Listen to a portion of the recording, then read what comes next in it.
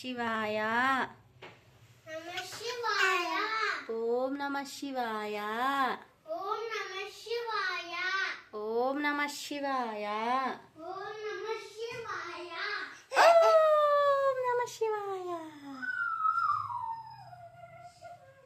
ఓం నమః శివాయ. చెప్పు ఇప్పుడు విక్రాంత్ చెప్పాలి. చెప్పు.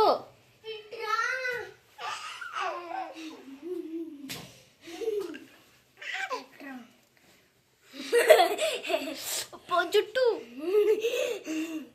విక్రాంత్ చెప్తేనే ఓం అనాలి. అట్లీస్ట్ ఓం చెప్పు.